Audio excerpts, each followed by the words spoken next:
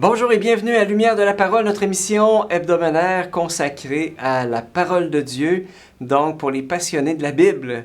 Alors, donc c'est diffusé maintenant les samedis et dimanches. Donc, merci à vous d'être là en ce 3 avril, 5e dimanche du Carême. Alors, je vous annonce que pour le Triduum pascal, je vais faire 4 capsules, spécialement à l'intention des personnes qui sont nouvelles avec la foi, l'Église, la parole de Dieu. Donc, une capsule à chaque jour saint, donc à partir du jeudi saint, vendredi saint, samedi saint et le dimanche de Pâques.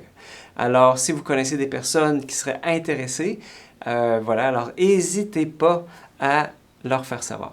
Sinon, pour l'heure, mettons-nous à l'écoute de l'Évangile de Jésus-Christ selon Saint Jean. En ce temps-là, Jésus s'en alla au mont des Oliviers. Dès l'aurore, il retourna au temple. Comme tout le peuple venait à lui, il s'assit et se mit à enseigner. Les scribes et les pharisiens lui amènent une femme qu'on avait surprise en situation d'adultère. Ils la mettent au milieu et disent à Jésus, « Maître, cette femme a été surprise en flagrant délit d'adultère. Or, la loi de Moïse nous a ordonné de lapider ces femmes-là. Et toi, que dis-tu? » Il parlait ainsi pour le mettre à l'épreuve afin de pouvoir l'accuser. Mais Jésus s'était baissé et du doigt, il écrivait sur le sol. On persistait à l'interroger. Il se redressa et leur dit, « Celui d'entre vous qui est sans péché, qu'il soit le premier à lui jeter la pierre. » Il se baissa de nouveau, il écrivait sur la terre. Eux, après avoir entendu cela, s'en allaient, un par un, en commençant par les plus âgés. Jésus resta seul avec la femme, toujours là, au milieu. Il se redressa et lui demanda, « Femme, où sont-ils donc? Personne ne t'a condamné? » Elle répondit, « Personne, Seigneur. » Et Jésus lui dit, « Moi non plus, je ne te condamne pas. Va et désormais ne pêche plus. » Acclamons la parole de Dieu. Louange à toi, Seigneur Jésus. Wow, vraiment triple wow. Dans cet évangile-là, c'est tellement beau. Pourquoi? Parce que d'abord, les scribes et les pharisiens viennent pour tendre un piège tellement mesquin à Jésus. Mais lui, il s'en sort souverainement en donnant aux pharisiens et aux scribes une magistrale leçon de qui est Dieu. Voilà. Alors, pour goûter le texte d'aujourd'hui, il faut un petit peu expliquer l'enjeu. Alors, oui, les scribes et les pharisiens sont fourbes et la vérité n'est pas tellement ce qu'ils doivent faire avec une femme prise en flagrant délit d'adultère. En vérité, c'est que cet événement est un coup monté pour tendre un piège à Jésus. Comment? Alors, ils mettent devant Jésus la femme complètement traumatisée et ils sont prêts là, avec des pierres à la main pour la lapider à mort. Et ils posent à Jésus le problème. Moïse nous a dit de lapider ces femmes-là. Toi, que dis-tu? Jésus est pris au piège parce que s'il répond non, alors ça veut dire qu'il remet en question l'autorité de Moïse, lui qui est le grand prophète à l'origine de la loi juive. S'il dit non, alors on pourra l'accuser qu'il désobéit à la loi de Moïse. Et donc, c'est lui qui vont lapider. Mais s'il répond oui, vous pouvez la lapider, alors Jésus trahirait sa propre mission qui est « Le Fils de l'homme est venu chercher et sauver ce qui était perdu. » Car il n'est pas venu pour perdre, mais pour sauver. Il est venu appeler tous les pécheurs à la conversion. Donc, à la question des pharisiens, si Jésus répond oui ou il répond non, il est complètement perdant. Donc, il est vraiment pris au piège. Et c'est là, mes amis, que Jésus va mettre KO ses adversaires. Alors, il dit, « Celui d'entre vous qui est sans péché, qu'il soit le premier à lui jeter une pierre. » Alors, pour comprendre cette parole de Jésus, je vous explique un petit peu l'enjeu qui est derrière. Alors, Dieu est pleinement justice et miséricorde.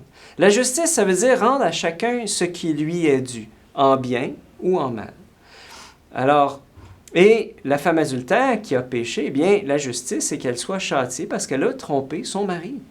Mais dans l'Évangile, on peut se demander si la justice serait vraiment satisfaite parce que l'homme avec qui elle a commis l'adultère, mais il est aussi coupable, mais il n'est pas condamné. Alors, dans cette justice des pharisiens se cache une profonde injustice. En plus, ils utilisent cette femme pour pouvoir condamner Jésus, et donc il y a encore injustice. En plus, alors, il y a celui qui a été témoin de l'adultère, un genre de voyeur par la fenêtre. Il y a encore injustice. Maintenant, la miséricorde, qu'est-ce que c'est? Eh bien, c'est Dieu qui pardonne son peuple, alors qu'il donne par-dessus l'injustice commise. Et très souvent, dans son histoire, Israël, Dieu a fait miséricorde à Israël pour ses crimes, ses fautes, ses transgressions. Et Dieu a choisi de pardonner à son peuple. Alors, sur cette place, les pharisiens qui ont amené cette femme devant Jésus, ont complètement oublié que Dieu leur a fait miséricorde, qu'ils ont été pardonnés.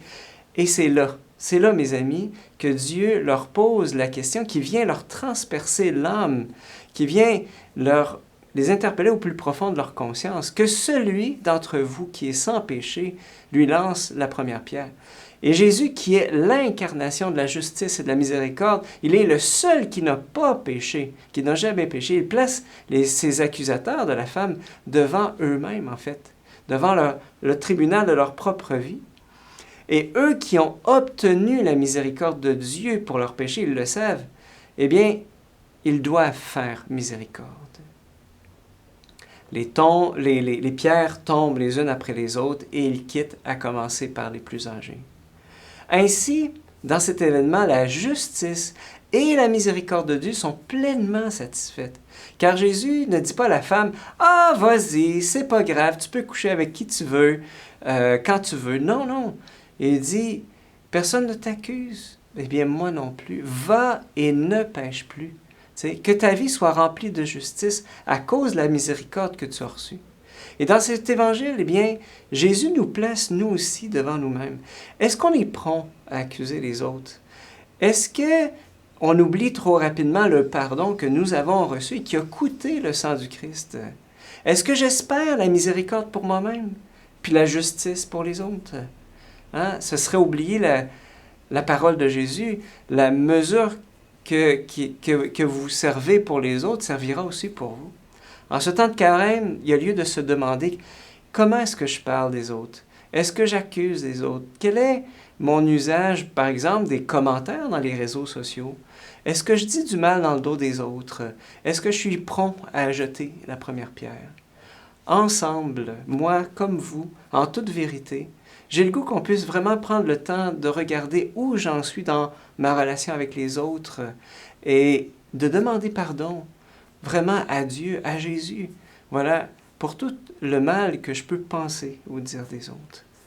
Ô Christ, venu dans le monde, appeler tous les pécheurs, prends pitié de nous.